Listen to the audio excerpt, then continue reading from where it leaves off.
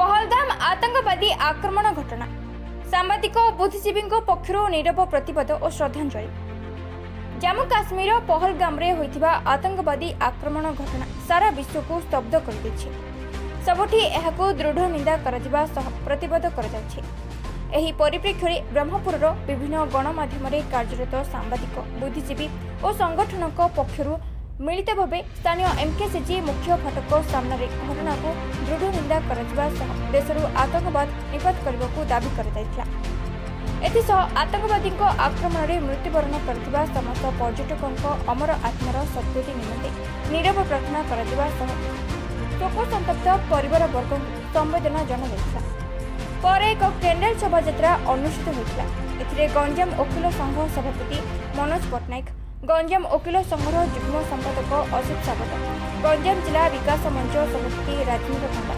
वरिष्ठ नागरिक मंचर Shyamsundar Khanaga, team clean city सभापति शक्तिधर राजकुमार, वरिष्ठ सांबादिक अभिनव पांडे, सुदीप साहू, असित पंडा, नरसिंह डाकुआ,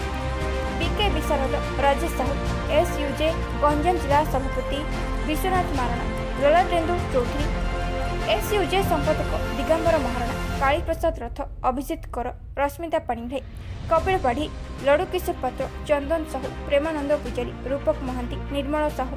लडुकिशोर पात्र, चंदन साहू, संजय विश्वाल, श्रीकांत साहू, ए राजा राव, अस्मिता महांती समेत बहु कार्यरत सांबादिक बुद्धिजीवी प्रमुख सामिल होते। सीनियर जर्नलिस्ट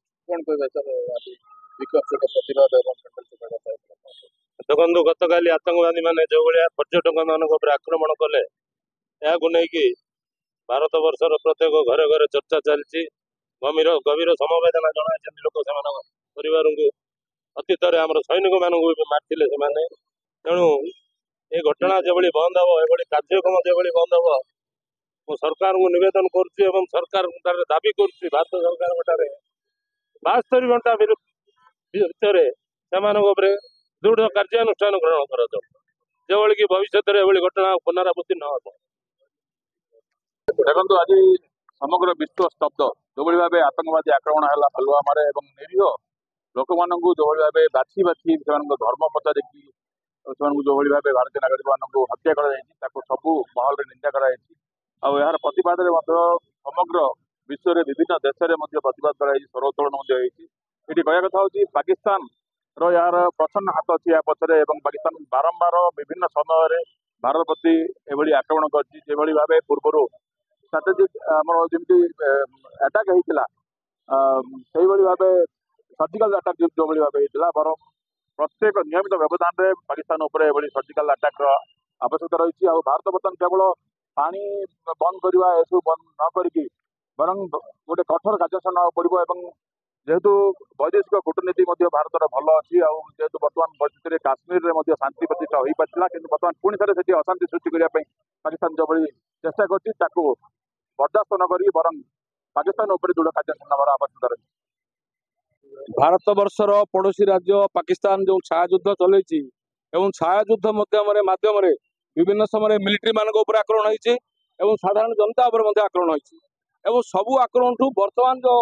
पुलवामा जो आक्रमण होती समस्त बढ़ी जाइए। तेणु भारत वर्ष को आज दिल्ली ठारू पल्ली पर्यंत समस्त समर्थन कले जो कांड से कर भारत बाहर रशिया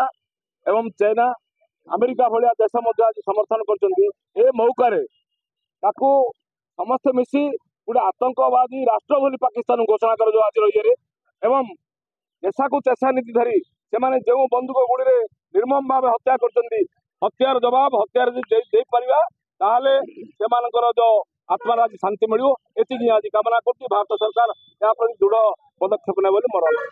तो निहत रूपे गोटे निंदनीय घटना जेहेतु जम्मू काश्मीर जो घटना घटी समग्र विश्व आज घटना को लेकिन समस्ते शब्द होती कहीं जो टेरोरिस्ट माने बारंबार भारत प्रति आक्रमण कर जो भारत कठोर पदक्षेप बर्तमान सुधा ग्रहण कर आप जानते बर्तमान पानी बंद कर वैदेशिक मंत्रालय पक्षर किसी कटकणा जारी कर जो गुली जवाब गुली देवाक पड़ो कहीं आम सैन्य मैंने भारत में जी अच्छा आम जदि जड़े जड़े सैन्य जदि पाकिस्तान भितर पशिए स्माश हो पाकिस्तान तेणु आम चाहूँ जो भाव आम जो टेरोरिस्ट माने आमर जो लोक मान जो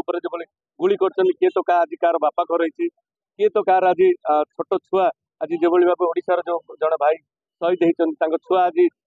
जो कांद कांद गोबाल जो घर फाटुला पुआ जो मुखाग्नि देले से हृदय विदारक जो कहानी शुणिले समस्त भीतर गोटे निश्चय कोह भाव आछि। तेणु आमे चाहूचे जदि आज ब्रह्मपुर कार्यरत सांबादिक और बुद्धिजीवी समस्त आज एक होइकि आमे आज राजरास्ता को आसे प्रतिवाद करछे समग्र भारत वर्षर प्रति गाँ गली जो सरकार मोदी सरकार अछंती तुरंत कठोर पदक्षेप नेबा बोली आमे समस्त दाबी करछे। ब्रह्मपुरରୁ ଲଡ଼ୁକିଶୋର ପାତ୍ରଙ୍କ ରିପୋର୍ଟ आईजीबी न्यूज।